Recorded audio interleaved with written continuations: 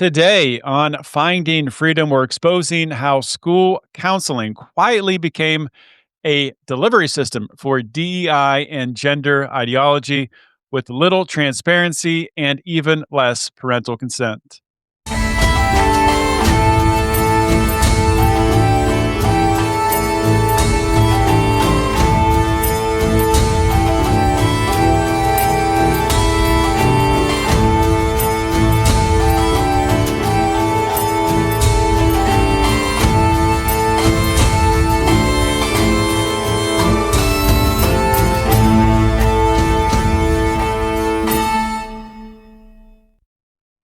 Hey, welcome back to another episode of Finding Freedom right here on the Lions of Liberty Podcast Network. Great to have you with me today. Happy New Year. It's 2026. This is my second episode, but I'm going to say Happy New Year again. Second episode of 2026. Excited about this year. Lots of good things coming from us here on the Lions of Liberty Network, as well as this show, Finding Freedom, including today's episode. I have an awesome guest who I'll introduce in just one moment. Before I do, I got to talk about coffee. Fox & Sons Coffee. Always have my coffee right here next to me. You can order delicious coffee right to your door from a friend of the show, Stephen Fox, and his delicious Fox & Sons Coffee. Just go to FOXNSONS.com. That's foxandsons.com and put promo code John in at checkout for 15% off an order of $40 or more. Okay, let's get into the show today. Bring in my guest, Alvin Lui. Alvin is the president of Courage is a Habit. And we're going to be breaking down an investigative report on how the American School Counselor Association, which I was not really familiar with prior to learning about Alvin, how they've embedded DEI gender ideology into K through 12 counseling nationwide. We're going to dig into it, learn all about it, especially for parents.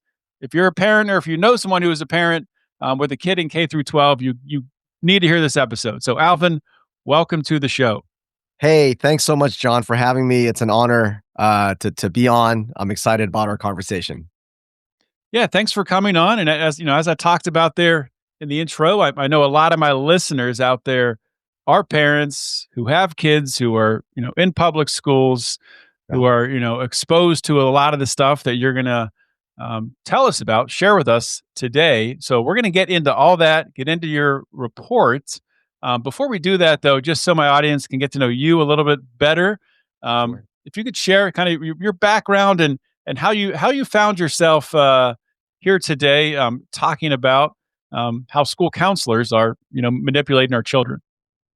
Yeah, I don't think anybody looked at this as a dream job.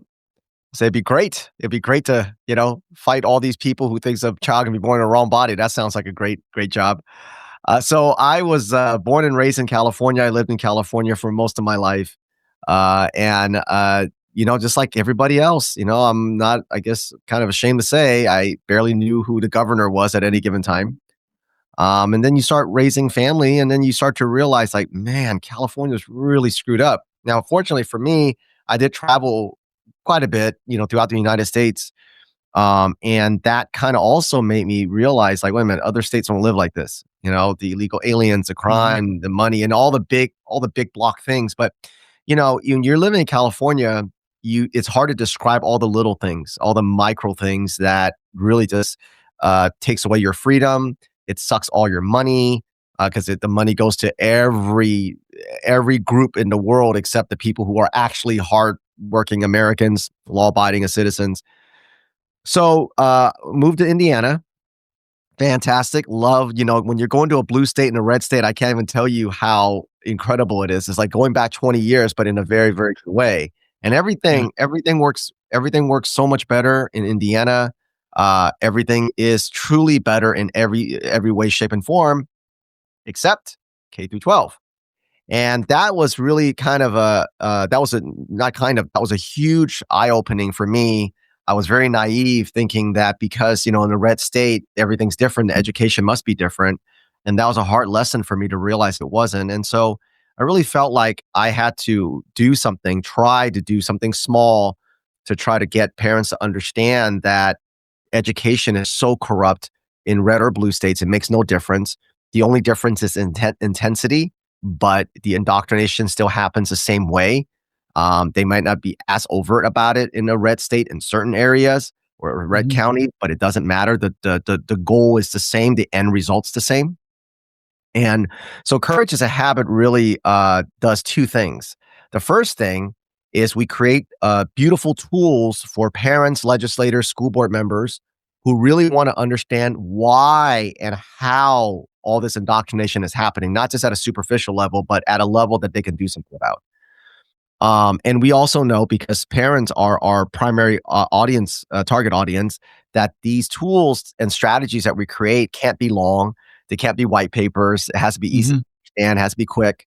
And most importantly, there has to be a call to action, John, because as you know, especially on the conservative side, all sides, but the sides that are fighting for parental rights, oftentimes we create a lot of outrage, but there's no outlet. And we found in Exactly. courage is a habit that if you create outrage without no outlet, you inadvertently create hopelessness in people, which is obviously the last thing that we want. We want parents to be much more active and much more offensive in the protection of their children. And so the second thing that courage as a habit does, and we'll probably get into that some today for sure, is we often talk about, as you said at the top of the hour here, the indoctrination of children, which is obviously true. But it's the indoctrination of parents that happen first. Because if you don't indoctrinate the parents, then they'll naturally know how to stand up for their children. So courage as a habit is kind of like like an immune system response, because it's actually kind of Mhm. odd that you need an organization to tell parents how to stand up for the children. That's not natural. So none of this is natural. And so Yeah. the second thing that we do that in my opinion, is probably more important than the first thing is that we're teaching parents how to de-brainwash themselves, and we teach them all the tactics, the lies, the gaslighting, language contamination. We'll talk about that, false equivalencies, all the gaslighting, all the deflections, all the false equivalency, things like that, that schools do to parents to get them to either stand down by guilt or stand down by just atrophy. And then that way they can get to the kids. So those are the two kind of branches of courage as a habit, and I'm super excited to be here with you today talking about this report. Yeah, let's start digging into the report here. So, the American School Counselors Association, as I said, not something that I was really familiar with even existed. I Sure. remember, I went to public schools growing up. You had your school counselors there. I think we called them guidance counselors. I think you talk about in this report.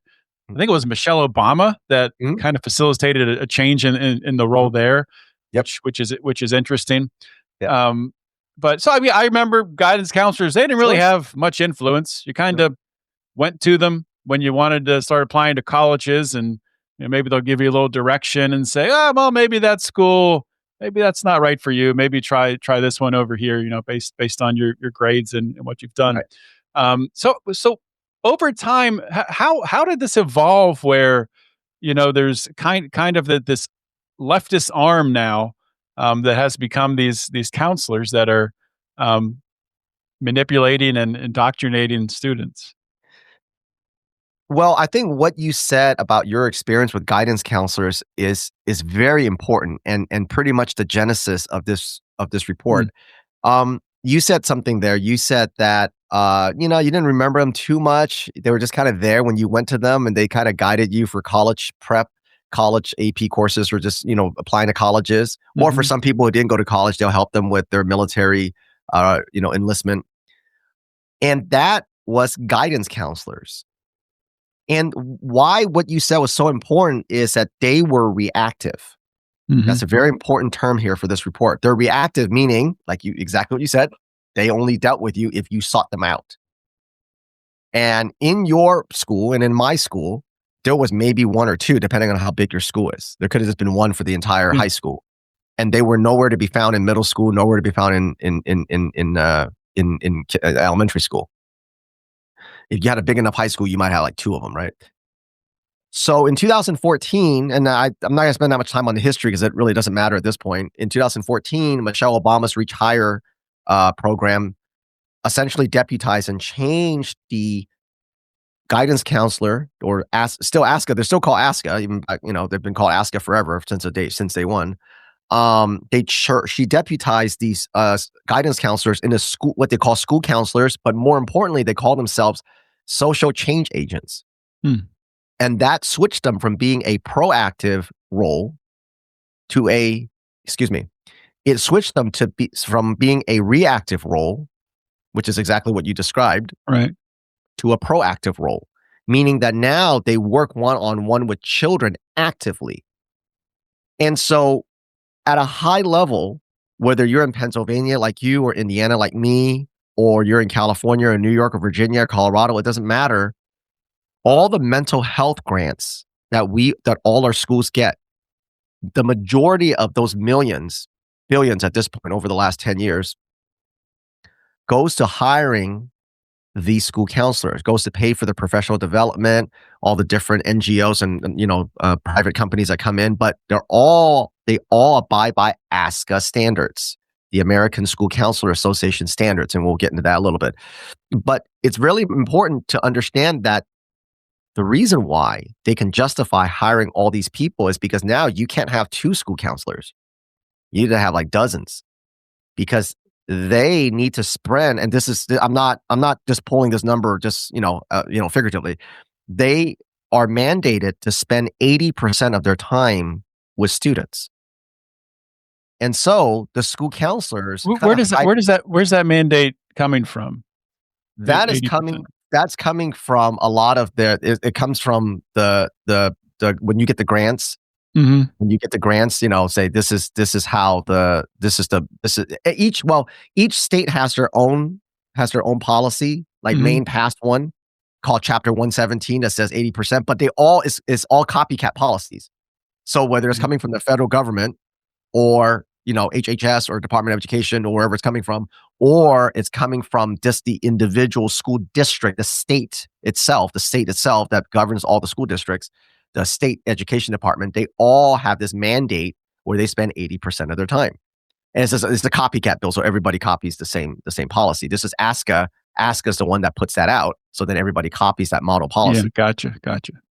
And so now they can say, well, we need to spend 80%.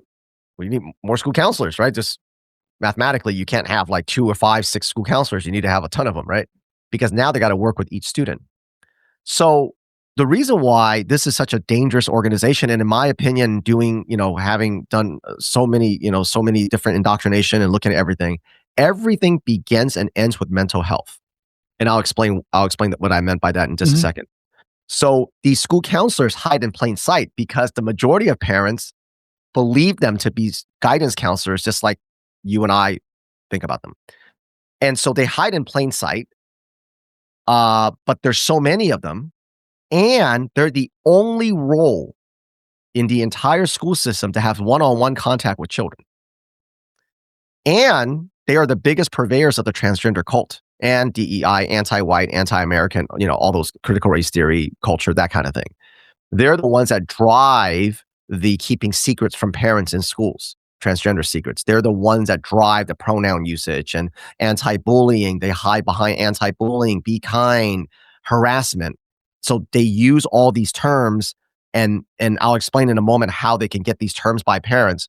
But back to the mental health being the beginning and the end, or they begin with it and end with it. Anytime they want to push in any kind of indoctrination in schools today, they simply hide it behind mental health. That's it. And most parents would be like, oh, great, mental health. Who doesn't want mental health for kids? Who's going to oppose children's mental health? Yeah. Right. And for those that are in the know, and they know that it's not mental health, it's just a Trojan horse, then what happens? Exactly what you just said. What are you, some kind of monster? You don't like mental health? So that's why I said it begins with mental health, and it fools most parents. And for the 5% of parents it doesn't fool, they use mental health as a battering ram. So that's why this is so dangerous, and this is why we spent so much time doing this groundbreaking report, because it's applicable to all 50 states. So, in terms of policy, here is what they always do, and we can get into some of the questions you have on the report. But I want to set this one kind of strategy they use. they always use what we call language contamination. Everything that the school counselors do has to start with language contamination. And the best way to remember that is that they use your vocabulary, but not your dictionary. Okay. So I will give you an example. So if I asked you, John, and we're just having a conversation, I'll say, hey, we're going to pass this anti-bullying policy in this school. What do you think about that? Probably you're going to be like, oh, that sounds fine. But if you were thinking, again, you're just an average parent, you're not doing what you're doing, and you ask an average parent, what do they imagine this anti-bullying policy to be? What are some of the markers of that policy? What would you think? An anti-bullying policy, that I don't know, that you would have some sort of process in place if there is bullying to, to follow up with the student who's being bullied and the one who is the bully, and to, I don't know, remediate the process, discipline, etc. Sure, great. Obviously, right? That's Mhm. kind of the high level. But in your mind, what is and give me an incident you would think of being a bullying incident. A bullying incident. Yeah, I don't. Okay. I mean, this is, I guess, kind of standard, but a kid stealing another kid's lunch. sure, right? Uh, shoving them in a locker, Hmm. making fun of, right, taking their shoes and harassing them all day long because they don't have the right shoes. Yeah. Those kind of things, right? That's how I would say 90% of regular parents would probably think of it that way, right? Hmm. Um, Now today there might be some online bullying, maybe, right? That might be true as you might add that. Okay, Yeah. so remember, they use this language contamination to use your vocabulary, but not your dictionary. When they say anti-bullying or be kind, which is along the same vein, right? Be kind, right? Be kind, be kind, be kind. It's always about kindness. Most parents will think what you just said. However, for ASCA, what they mean, they do agree with you about hey, whoever's been bullied, you need to protect them. And who's the bully? We need to have a conversation or we need to discipline, right? Which is what you Hmm. said. However, today, what they mean by that, because they've put in the anti-bullying policies in schools, it means that if your daughter don't want a male in the bathroom, she's the bully. She needs to have some re-education. She needs to be slapped with harassment. Hmm. Or if your son goes, I'm not calling you by that pronoun. You're a girl. You're not a boy. He's the bully. He's not using the right pronouns. He's not using that correctly. He's not abiding by transgender ideology. So you see, they use your vocabulary, but not your dictionary. Hmm. And that's that. And I want everybody listening to your amazing show here that I want everyone to understand that concept, because when you read this report, the way we structure this report is this way. We editorialize very little. Throughout this report, we simply link back to ASCA's ethics statements, mission statements, trainings, their student standards, their suicide, all policies, all that kind of stuff. So we didn't want this report where people go, well, they're really stretching or they're editorializing or their opinion, right? We Hmm. really wanted to just link back to their documents so we can say, look, you literally read for yourself. So but understand that even in some of their word salad language, when they're saying things like harassment or bullying, they don't mean it in the way that you and everybody else thinks about it. So this is why this is so deceptive. Mental health, language contamination, be kind, what's the matter, and what you want mental health. This is how they have quite literally saturated all K through 12 in all 50 states with this culture. And so when you have these Hmm. trans flags and you're like, why are you having this mentally ill flag, this sexual deviant flag, this LGBTQ flag in schools? Why don't you take it down? Why are you having this politics? Why do you have BLM flags? They'll say, that's not politics. That's his mental health. That's just being kind. That's just making kids feel belonging. You see how they hide behind that. So it's Yeah. very dangerous because parents, and you're a parent, I'm a parent, so you understand that as parents, your heart already immediately goes to other kids who are abused or who are really bullied. So it's along the same line as how they're able to justify keeping transgender secret from parents. Again, Hmm. language contamination. if I asked you, John, what would you think about? What do you imagine when I say a child's being abused? You're probably going to say beaten, burning with cigarettes, horrifically sexual abuse. Sometimes they're Hmm. starving, they have dirty clothes. Yeah, that's how we think about it. But they think about it as, John, if your son comes to you and says, Daddy, I think I'm a girl, and you're like, son, you're not a girl. Guess what? If your son goes to a school counselor and says, I'm afraid to tell my dad, I'm afraid to put on a dress, and the schools will have these transition closets, they'll give them a dress. Some schools do, not all schools do, but a lot of schools do. And then they'll change out and they'll say, hey, when John and his wife comes to parent teacher conference, we're going to still call his son by his regular name, but during schools, we're going to call Sam Susie because he's abusive. Ridiculous. He's unsafe. You see what I mean? So language Yeah. contamination is hugely important. And all the school counselors are trained this way. All 50 states, all the schools, they all abide by ASCA standards. Like if I go to the Pennsylvania Education Department right now, I'm going to find ASCA. That's their policy that they follow. Now, does that mean that every single school counselor believes in that? No. There's still some good school counselors, but they are so far and few in between. And even the ones that go, man, I don't want to keep secrets from parents. That's not what I became a school counselor for. They're doxxed, they're bullied, they're intimidated, they're largely silenced, and so that's why we wrote this report, because we wanted to give parents this tool that they can go in, and is the undeniable, every single page proves that that's all ASCA is. DEI, anti-white, anti-America, LGBTQ and trans and all that kind of stuff.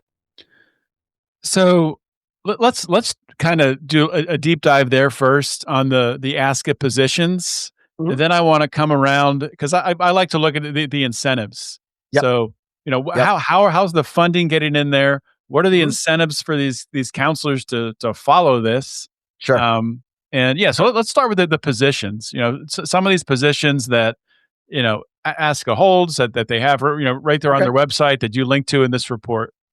Sure. Yeah, let's I'm just gonna read a couple, right? I'm not gonna Mhm. read them all of them. Let's read a couple. Again, I'm just word for word. I'm reading right from the report. This is page 3 on the report. This is from their many position statements. Uh, titled "The School Counselor and Gender Equity." School counselors are committed to creating an emotionally, intellectually, and physically safe environment for all students, and to using inclusive language and positive modeling of gender equity. Creating this environment facilitates and promotes the development of each individual by removing bias and stereotypes for all students in schools. Next one. The school counselor and LGBT. Let's pause there for a minute Yeah. because right there, Yep. that's saying, okay, the school counselors are being taught that, that there's more genders than just a man and a woman, That's right? right. That That's I right. mean, that's right there in their Right. position. Right. But more importantly, when they say the school counselors are committed to creating an emotionally, intellectually, and physically safe environment for all students, and to use inclusive language and positive modeling of gender equity, again, using emotional language contamination, when they say Mhm. all students, they only mean the students that identify this way. And so if your son or your daughter don't want to use inclusive language, then they're not safe. You see how they get around that? Because they're trying to create a safe Yeah. environment. So if you're not using inclusive language, you're not safe. Because you're like, wait a minute, you're supposed to support all students. Well, my child doesn't believe in transgender ideology. Do you help him? Well, no, because he's not safe. Yeah, they're trying to take the moral high ground and saying, well, this is obviously the way that this is such a liberal leftist thing. This Oh is yeah, obviously the right way to yeah, think. So if you're obviously. if you're not aligned with this, then you're a fascist or something. Exactly right. That's exactly right. Well, they use those. If you look at some of their, position, like on X and things like that, they echo the same thing. Nazi and things like that. Mhm. Let's read one more. The school counselor and LGBTQ plus youth. School counselors promote equal opportunity and respect for students regardless of sexual orientation, gender identity, or gender expression. School counselors recognize the school experience can be significantly more difficult for students with marginalized identities, basically anybody that's not white. School counselors work to eliminate barriers impeding LGBTQ plus student development and achievement. And again, I mean, like I said, I'm only reading two, but over and over again, it's all the same type of thing. Where now they do have some stuff on, kind of critical race theory, kind of, that multiculturalism and cultural responsive teaching, which is again all this anti-racist kind of Robin DiAngelo kind of bull crap. But that's how, that's all it is.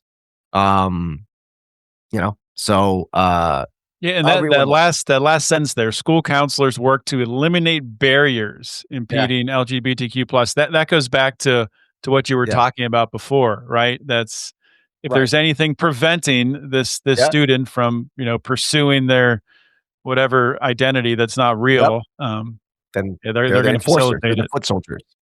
Well, actually, there's one more. Let's read one more that's more specific to that on page 4, which is just the next page, the last bullet point on top there. Mm-hmm. The school counselor and transgender and non-binary youth.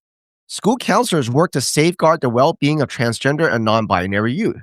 School counselors recognize that all students have the right to be treated equally and fairly with dignity and respect as unique individuals, free from discrimination, harassment, and bullying based on their gender identity and gender expression. And that's exactly what I said, that they will, if your son doesn't agree to it, now they're discriminating. And so when they say we're just about anti-bullying and kindness at the top level, every parent be like, sure. But when you dig into their position statements, you're like, what? That's not, Well, it's interesting. Yeah, you look at these are very detailed, written in legalese position statements. When they could, if they really wanted to be, do things the right way, you need one sentence, the golden rule: treat others as you would like to be treated. Yeah, that's right. That's it. That's all you need. but that doesn't work because because they're missionaries. They are, and I keep saying this, they're the biggest purveyors of the transgender cult. They are, you call them foot soldiers. I call them missionaries a lot, and their mission is your children. And so when you're a missionary, you cannot be vague or general. You have to be specific, right? Like any missionary for any religion, you can't be vague, right? If you believe in Jesus, you believe in Jesus. If you believe in Allah, you believe in Allah. If you believe in Buddha, you believe, right? You can't just be like, well, just as long as you believe in a God, that's fine. You can't do that, right? You got to be very specific. And so for them, it's like a religion. And like any religion, you got to be very specific. Salvation comes by this way, right? Whatever the religion is, they have a path to whatever their version of salvation is. So when you get down to it, you can see that, right? And so that's the transgender stuff, which again, we can spend, you and I can do 3 episodes just on that. But let's kind of switch gears a little bit to just kind of move to another topic. If you scroll down to page 10, and again, we're skipping a ton here, but this goes to an example of the professional development. So for those people who don't know, all, teachers, school counselors, everybody, staff, they go through professional developments to keep their certification. And so that's what you pay for. That's where the money, all the grants and everything, they pay them to travel, they pay them to go pay for it and, ASCA charges and that kind of thing. And so these are credits that they get. They get, you take a webinar, you get, right, an hour, 2 hours, you go to an event, you get, 20 hours, whatever. So on page 10 is one of an example of their professional development. Obviously, they're all like this, but this is just one example. And if you, John, if you look at page 10 on the very bottom, module 3, part 3, it's kind of all like this, but I'm just going to use this as an example. And these are the topics for their professional development. Now, remember, these are your school counselors that are in your K through 12, because you're in elementary school, middle school now. They're not just in high school; they're in K through 12. Look at module 3. I'm just going to read it, right? Because obviously, we're on a podcast here. Racial justice and education. Learning for Justice, which is the Southern Poverty Law Center, one of the most radical anti-America organizations. They're using them. Responding to hate and violence at school. Again, Learning for Justice, which is Southern Poverty Law Center. Strategies for reducing racial and ethnic prejudice. Social emotional learning, academic development through equity. Of course, SEL is all about equity, all about the critical race theory. Systemic Racism Explained, discuss microaggressions. Bad white people. 11 things to say besides this has to stop in the wake of police brutality. 103 things white people can do for racial justice. Why you need to stop saying all lives matter. Answering white people's most commonly asked questions about the Black Lives Matter movement. If you and I were on a podcast and we had no introduction and I read this, every single one of your audience member would be like, well, he's just reading from some, leftist Mhm. nonprofit doing some kind of annual conference or reading from the Democrat, annual whatever they're doing, right? Some webinar or something. Or maybe it's just a Black Lives Matter or a Robert DiAngelo kind of bullshit, right? Mhm. No, your school counselors that deal with your Unreal. children's mental health. Again, don't take my word for it. This is their professional development. This is module 3. And guess what? Module 2 and 1 just like this, and all the other ones are just like this. And obviously, we link to it so everybody can see for themselves. Yeah, I guess this is a good time. We'll say it again at the end, but where can people find this report? Great question. Very easy. Courageisahabit.org. That's courageisahabit.org. And you click on school counselors. You click on school counselors, a tab, and it's you find it right there. It's called the Violation ASCA 2025 report.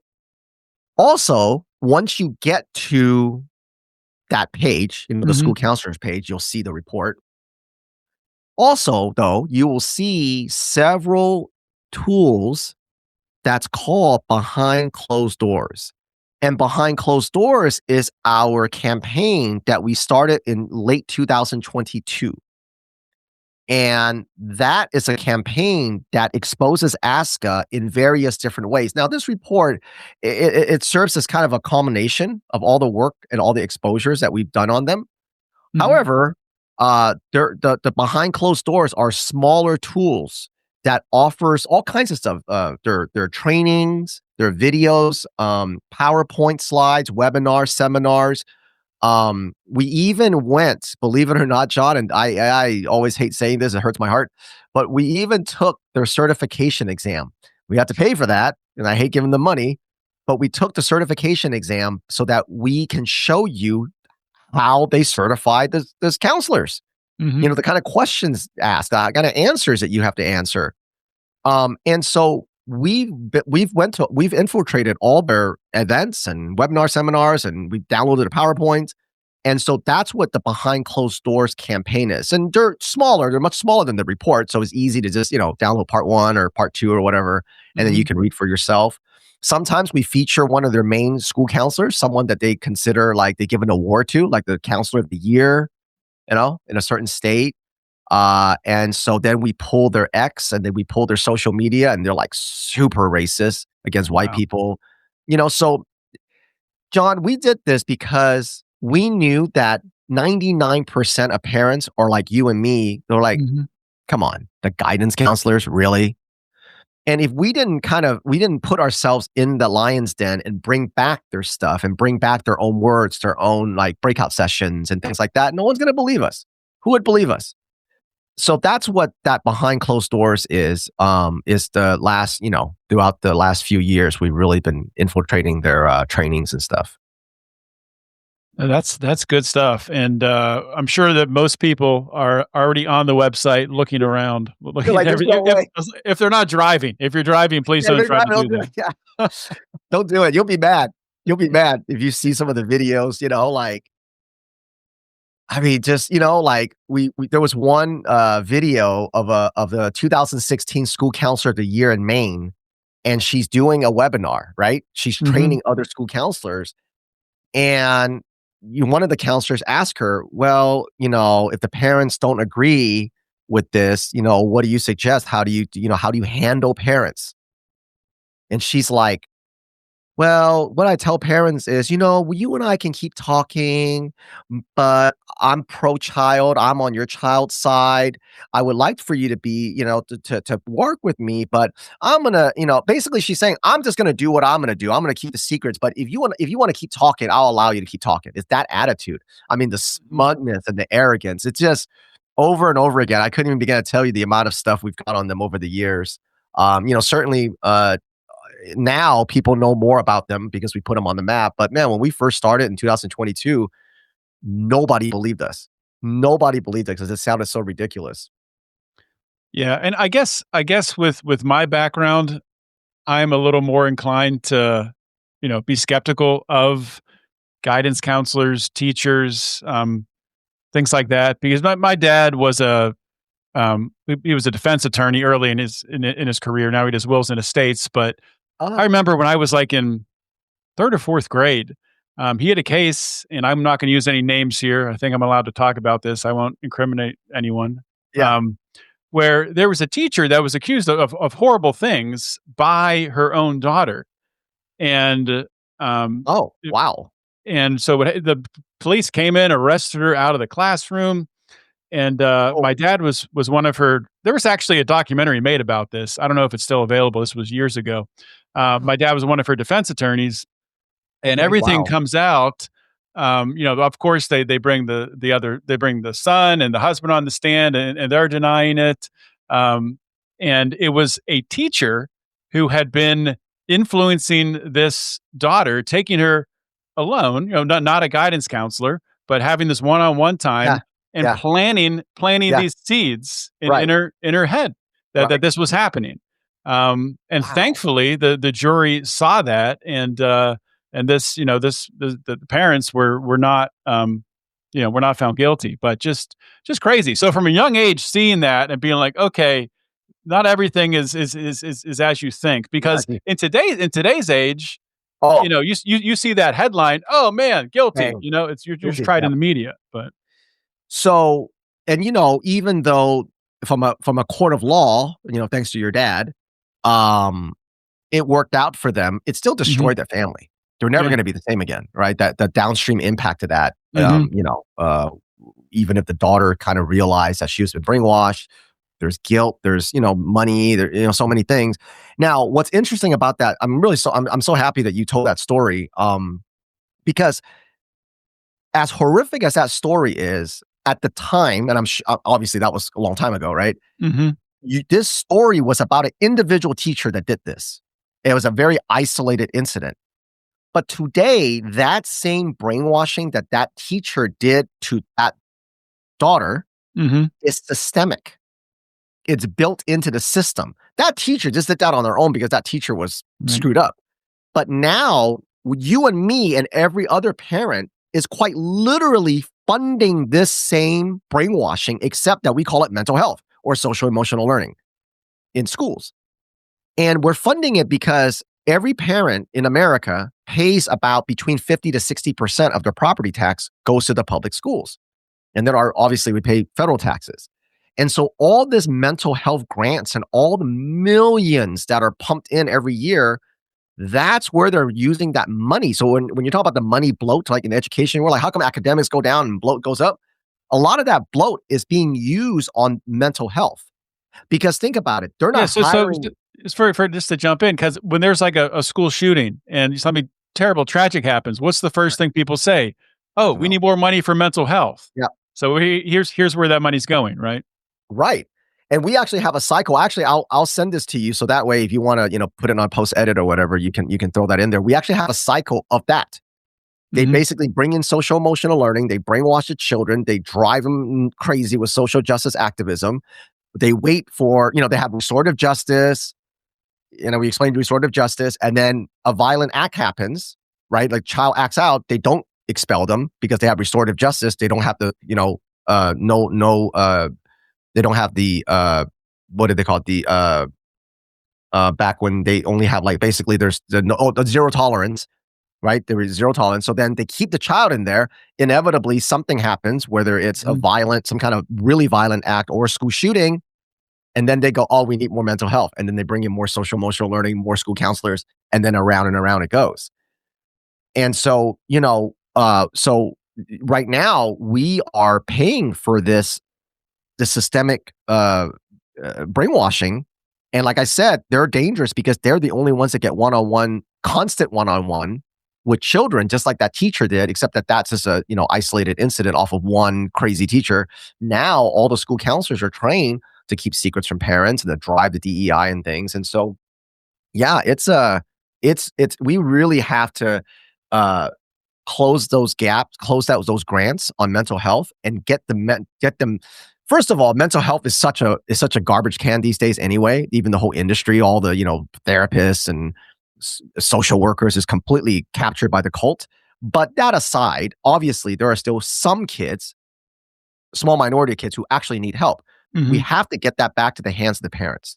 If you believe your child needs help because something happened in your family and right, just life, you as a parent need to go and find a therapist that fit your family values, that you yourself get reviews on and referrals from friends and family. You interview the therapist, just like anything else.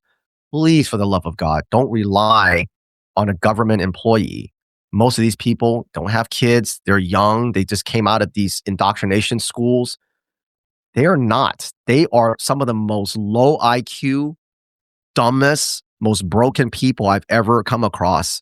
And they're supposed to be managing your children's mental health. Put it back into where it belongs, which is inside the four walls of a home. Yeah, 100% agree with that. So we're almost out of time here, but I have had a lot more questions, but I'll just ask you one more. Maybe we'll have you back on. I can come back in a couple of a month or something. We'll have you back in a few episodes from now. There you go. So what are like some warning signs? Because there's a lot of parents listening to this. I guess this is kind of a two-part question. What are some warning signs that parents can look for to see if something's kind of going sideways with these guidance counselors and their child? And then kind of to piggyback that next question would be, what can parents start to do to fight back against this? So the first question is easy. Just assume it is. In the 1% chance that you've got, like a good guidance counselor or a good school counselor in there that's kind of, keeping things or whatever. But that I wouldn't roll that dice. I would say whoever's listening, just assume that your schools are doing exactly what my report says, because they're going by the ASCA standards. That's how they take the money. That's where the money goes. That's what they have to do. So just assume that to be true. So you don't really need to look for warning signs. All you have to understand is that if your Department of Education or your school district website has anything about mental health, I'll give you some terms. Just to say, mental health, obviously, American School Counselor Association, culturally responsive teaching, restorative justice, social emotional learning, equity statements, anything like that, it's this.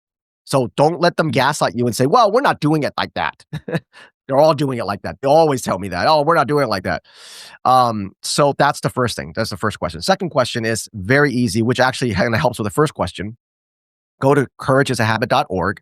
Again, click on school counselors and click on any of the items titled Behind Closed Doors. At the end of those items is an opt-out form. It's written by our attorney. And I implore and I beg, and I say this every show I go on. I beg, please, every parent, fill out one form per child. So if you have 3 kids in school, fill out 3 once a year and turn it in.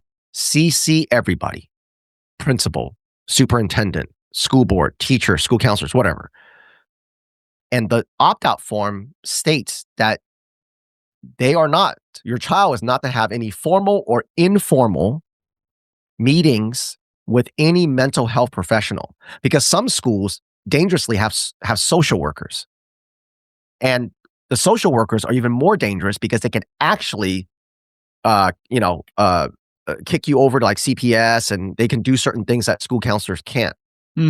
So we just say mental health professional, and some of them are like contract, some of them are full-time, so we just say everybody, right? So that opt-out form kind of covers everybody, and you have to put that on your school, and you got to hold them to it.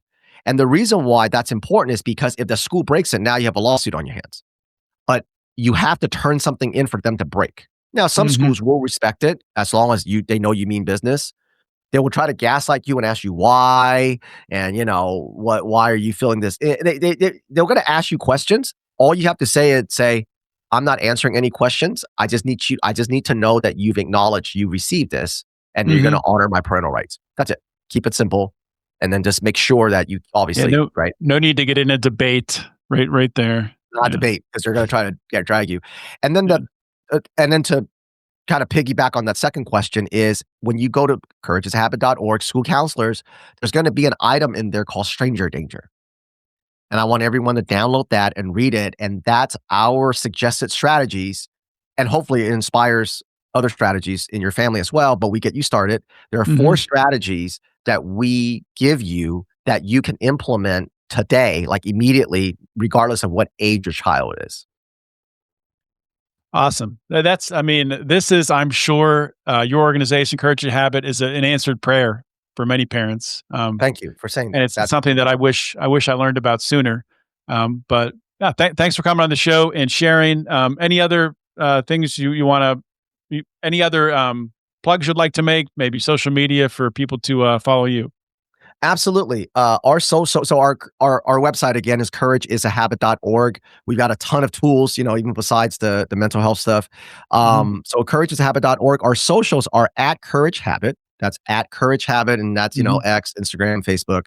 And we are a nonprofit. And so any kind of support you give us, whether you share our tools, whether you link it in your website or your parental groups, or you donate to us, whether it's $10 a month or $20 one shot.